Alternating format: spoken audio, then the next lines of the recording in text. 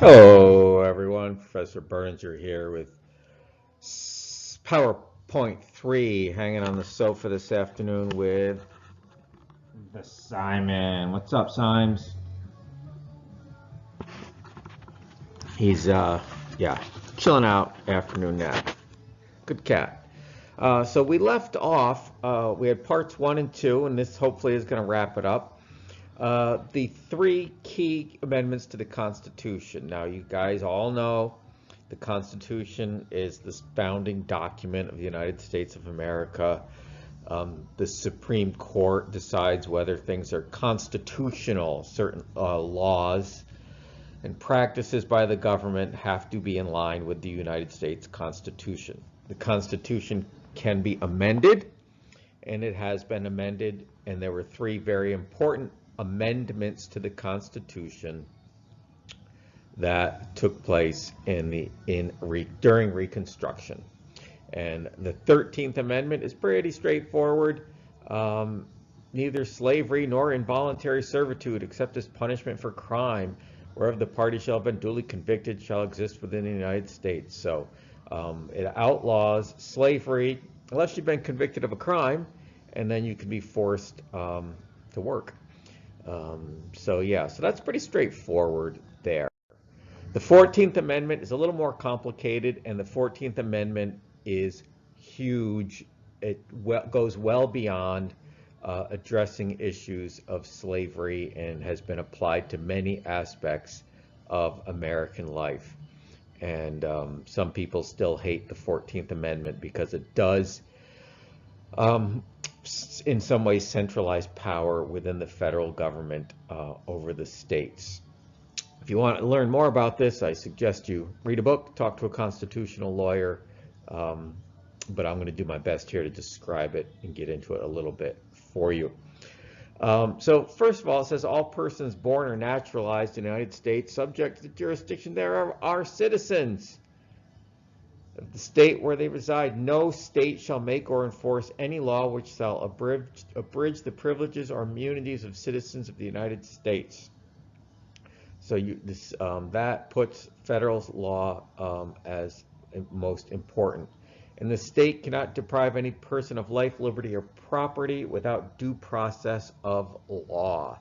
So it's saying the courts must be involved. People are entitled to due process, nor deny any person within its jurisdiction the equal protection of the laws. So this came into play with same-sex marriage a while back, right? That's only been around for a little while in the whole country. And you cannot deny a person the ability to get the legal contract to get married just because they both have penises or they both have vaginas. Everyone under equal protection of the law is entitled to that marital contract. So down here, the 14th Amendment, this is from Britannica. It gives equal citizenship and legal rights to African Americans and slaves who'd been emancipated. That's of course why it was passed at that time. It has some other sections here that are also sort of interesting. It's a longer amendment about people who are committing treason. So that applies to the Confederates. However, Andrew Johnson had pardoned all of them. So it turns out this did not apply to them. And it also applies to abortion. So again, I'm no constitutional law expert, nor do I aspire to be, but Roe v. Wade, the amendment that said states cannot ban abortion, that Supreme Court decision was made based on the 14th Amendment. You cannot deny a woman's right to an abortion. So whether you agree or disagree with that, it's your business, but that's how it was decided. And then the 15th Amendment, very important, again, straightforward. The right of citizens of the United States to vote shall not be denied or abridged by the United States or by any state because of race, color, or previous condition of servitude. So that gave full voting privileges to African American men. Now, a lot of you are really interested in the fact that women were left out of this. So, this only applies to roughly half the population, only to men. The women it took another, doing math here in the head, 49 years before women got the right to vote. So think about that. Yeah, it's maybe not cool to compare oppressed groups, but black man, 1860, can be legally owned by someone else. Very few rights. 10 years later, that black man can vote and do the most American thing there is anywhere in the United States. However, white woman still, sorry, you have to wait another 49 years. And unfortunately, as happens, oppressed groups, women, minorities, sometimes turn on each other when the other seems to be getting rights that the other isn't, which is a shame. They should be sort of teaming up, which they do sometimes as well. So those are the three amendments that happened during Reconstruction to the United States Constitution, and that doesn't happen very often, to amend the Constitution. After the first 10, which went in right away, I think it's only been done 16 times, and 3 of those happened right away during Reconstruction. Again, Andrew Johnson had nothing to do with these because presidents are not involved in the amendment process. Okay, so who comes in after Andrew Johnson? Ulysses S. Grant, dun, dun, dun, the hero of the Civil War, the United States, the general who took over the United States Army, the Union Army, and just by sheer force of grinding the war out, just throwing soldiers and bullets and cannons, because the North had more of those at the South, the North won the war. So there's General Lee. He was the real hero of the war, bigger than Lincoln right after the war, at least in the North. And he won with a lot of black votes in the South, okay? So he won with a lot of black votes in the South. So that's very, very important. Remember, the Republicans were supporters of civil rights. They also knew that if they got black people rights, black people would vote for them. So there was a self-serving element to that. But Ulysses S. Grant, really one of my favorite people, a very family-oriented man, a pretty good president, except several people in his cabinet and his administration were very corrupt. So he sort of gets painted with that same brush of corruption, though he was not the least bit corrupt. And his reputation as a president, his rating, now there are historians who rate presidents, like they do this big poll every so often.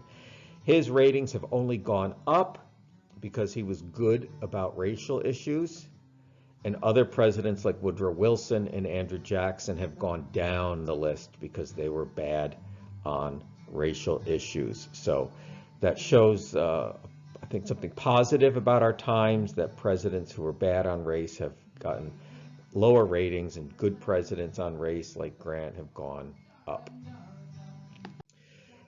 Of course, one of the things that brought Reconstruction, this sort of period, to an end was violence. There was a tremendous amount of violence. We're going to talk more about this on Monday. The Ku Klux Klan rises, and black people who are trying to get engaged in the political process. That's how you get power in America. You get engaged in the political process. You vote. You run for office. If you're not interested in elections, in politics, I know it's not fun always. You need to be. It's un-American not to vote. It's the most un-American thing there is to do, not vote.